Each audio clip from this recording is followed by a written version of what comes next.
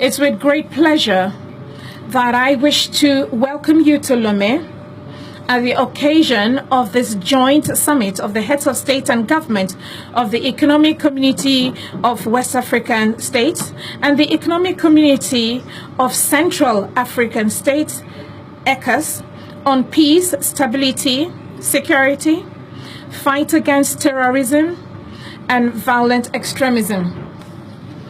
Your Excellencies, heads of state and government, distinguished guests, the geographical, socio-cultural, and economic proximity between Central and West Africa has created linkages, interdependencies, and influences amongst the state and people of these two communities.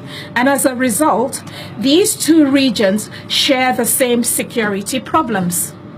Indeed, the common land and sea borders shared by these two communities make them vulnerable to several security and environmental challenges in the Gulf of Guinea, in particular piracy, oil bunkering, illegal, undeclared and non-regulated fishing, dumping of toxic waste in the sea, etc. Our two regions also are exposed to other illegal cross-border activities, including in particular trafficking in arms, humans, drugs, as well as money laundering, amongst others.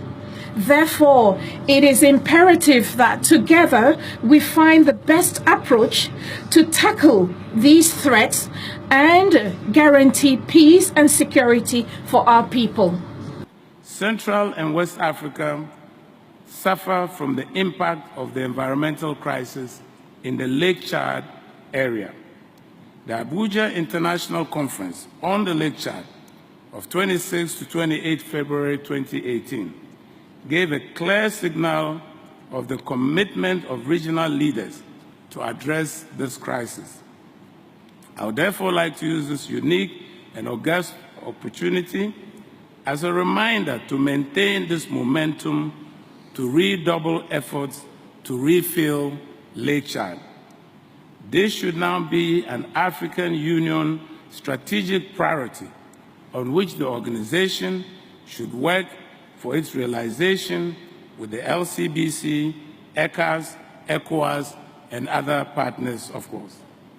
Excellencies, ladies and gentlemen, in recent times, several ECOWAS and ECOWAS member states have witnessed an escalation in violent incidents between herders and farmers, which have resulted in a high number of fatalities and displacement of large numbers of people.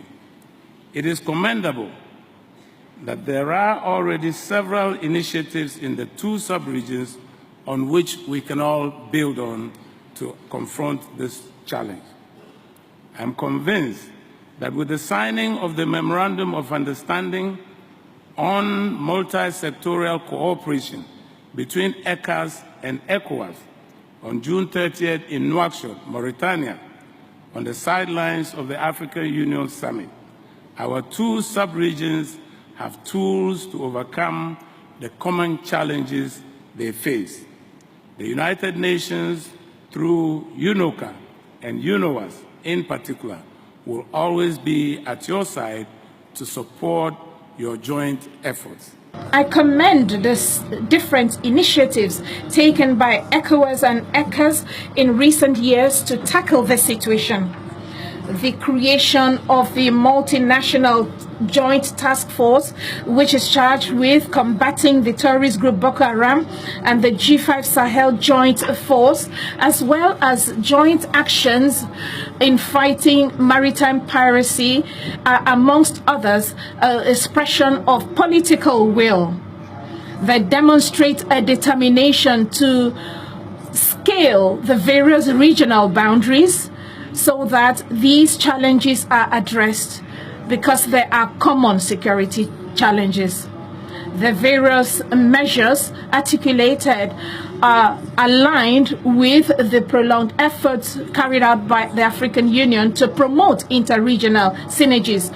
I want to refer to the Nouakchott process on strengthening security cooperation in the Sahel region, which brings together countries from North Africa, West and Central Africa, and the regional cooperation for the elimination of the Lord's Resistance Army initiative, to which countries in West, East and Central Africa have made contributions.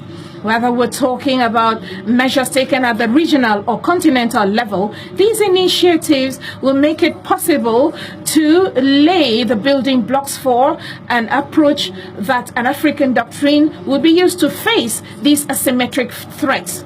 They demonstrate our determination to find specific responses that are adapted to our environment as part of the African peace and security architecture. Your Excellencies, ladies and gentlemen, this joint summit demonstrates that everyone acknowledges the efforts deployed thus far. Even though they are laudable, but they are insufficient. There is need to do more.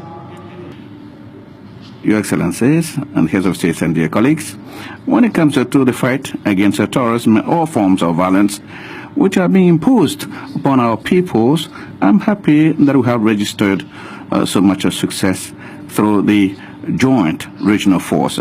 And this more than shows that we need to come together to face the security challenges that the two regions have to cope with.